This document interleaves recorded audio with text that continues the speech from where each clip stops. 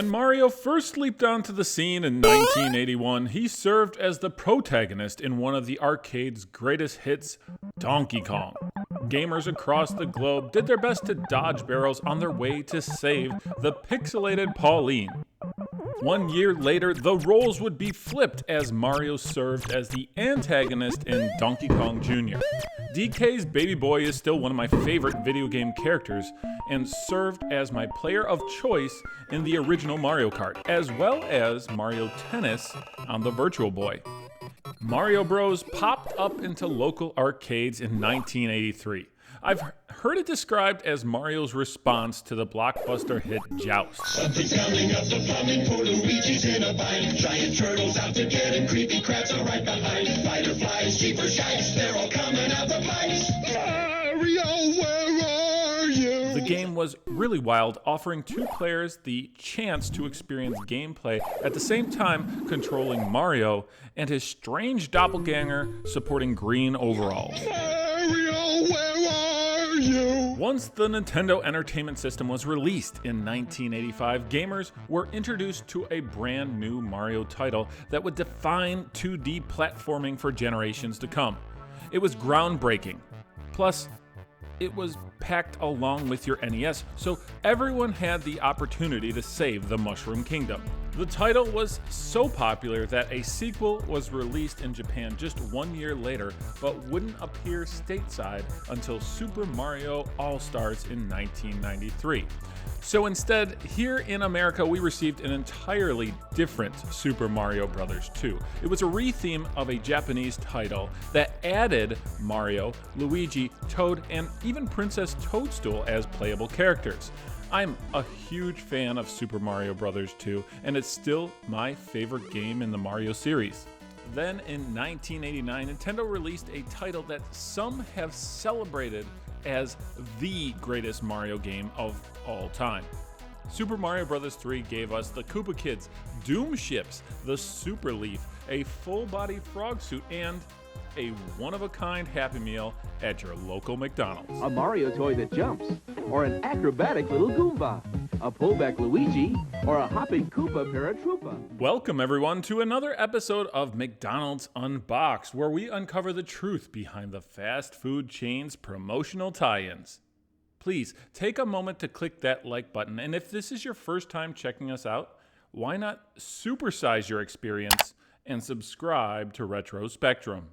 Like most kids here in the US, my first chance to experience Super Mario Bros. 3 was during Video Armageddon 1989. This was a fictional video game tournament showcasing the greatest gaming competitors at the time. Players would clash at Universal Studios Hollywood. At the time, the park was notorious for attractions like an American Tail live show, the Miami Vice Action Spectacular, and my personal favorite, the Kong Encounter. That's King Kong, not Donkey Kong. It's best not to mix up your monkeys. Now, if you'd like to learn more about Video Armageddon, make sure to check out the film The Wizard. Or, if you don't have 1 hour and 40 minutes to enjoy this masterpiece, just check out our video unboxing Mario's appearances on film and television. If advertising execs are to be believed, Super Mario 3 was a global revolution televised on a classic CRT set.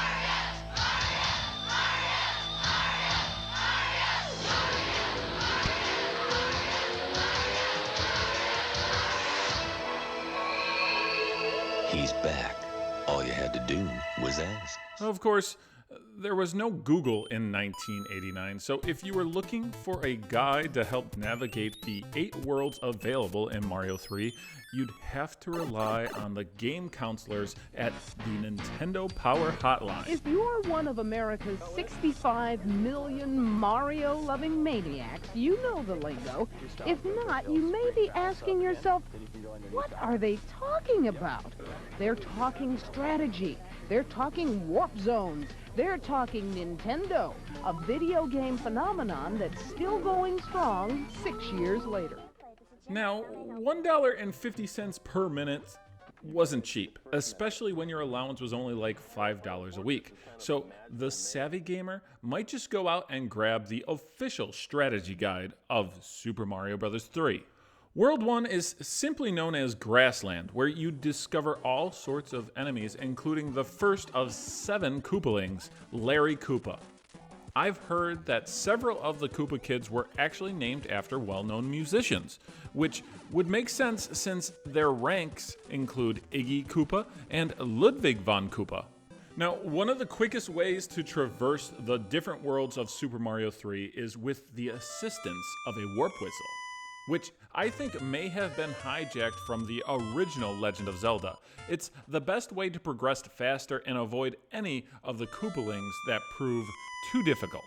Super Mario 3 kept a lot of what we loved about the original Super Mario Bros. And expanded on what a platformer could be. The Fire Flower returned, but now players could also fly through the sky as Raccoon Mario.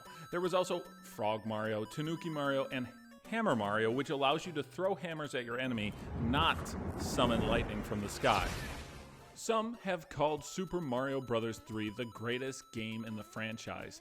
In addition to providing Mario a chance to appear in theaters, there would also be an animated series called The Adventures of Super Mario Bros. 3. Of course, what would television be without a few commercials? It's happening everywhere. Mario fans are jumping up and down over new Super Mario Bros. 3 fruit snacks. Meaning your favorite Mario 3 characters are now something you can eat. You'll jump at the chance to try 'em. Nintendo fruit snacks were legit. You could choose from Mario Brothers, The Adventures of Link, or Super Mario 3.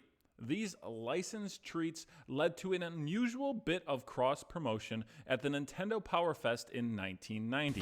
Attendees were invited to dance alongside a catchy little rap celebrating our favorite mustachioed plumber.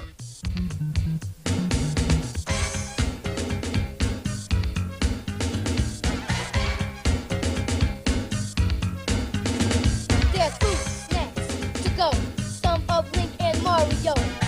Boogie to the sound. Come on, baby, let's get down. Bass jamming all over the place. Keep it moving, don't be late. Yeah, baby, work it out. Come on, y'all, twist and shout. Talking about those food snacks, they come in right back. So we like that, and I'll bring some back. Real fruit snacks. Fruit snacks to go. Real fruit snacks. With characters of Nintendo.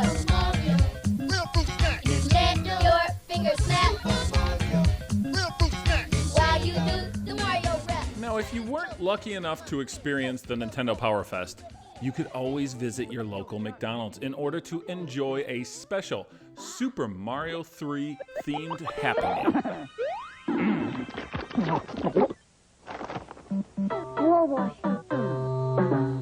So the moment is here. Let's step back in time and experience this Mario 3 Happy Meal. First one up looks like it's the Koopa Paratroopa, a fun little toy. Let's check out what it does. But first, it looks like the people over at McDonald's gave us a little informational booklet on the Koopa Paratroopa. Let's see what it says. It is common knowledge in the Mushroom Kingdom that Koopa Paratroopa does not see very well. Like all other Koopas, he spends most of his time walking back and forth, bumping into things. Very interesting. Also, I should point out a nice little ad here for Nintendo Power Magazine, an essential for any Nintendo enthusiast during the 80s and 90s. Let's put this away and let's actually check out our Koopa Paratroopa toy. Look at that red shell. I've definitely encountered a few of these playing Mario Kart over the years, and this little guy is really the classic Mario 3 look for the Koopa Paratroopa. Comes with this little pump, and I don't know if you can hear it, but that pump moves the legs, which are really kind of cool. Let's see if we can get him to walk around. Well, he's got the jumping down that we've come to expect from Koopa Troopas.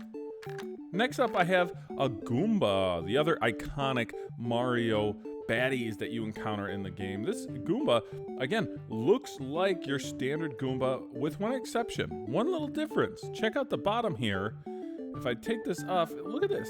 He's got a little suction cup on right underneath his chin, and when you push him down, you can actually make him jump.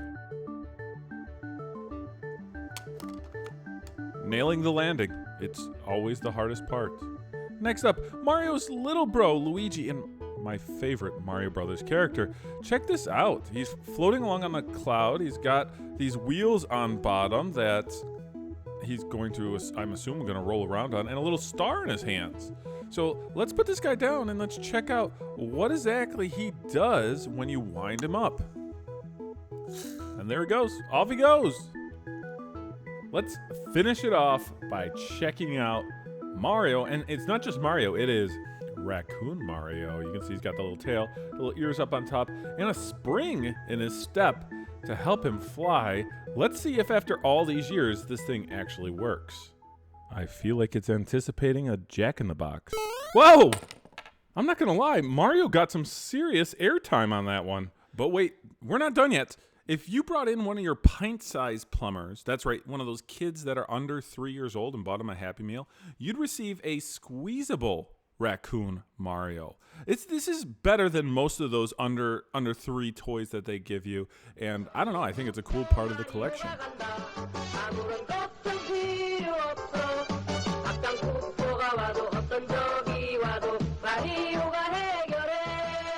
Thank you so much for checking out this episode of McDonald's Unboxed, featuring toys from a classic Super Mario Bros. Happy Meal. Now, before you go, I have a few questions I'd like to ask you. First, how do you feel about Super Mario Bros. 3? Is it one of your favorite games in the Mario franchise? Also, what's your favorite suit or power-up in this particular title? Is it the Tanuki suit or perhaps the Frog Mario? Let us know in the comment section below. What about that green boot you pick up on one level of World 5? I always liked that power-up.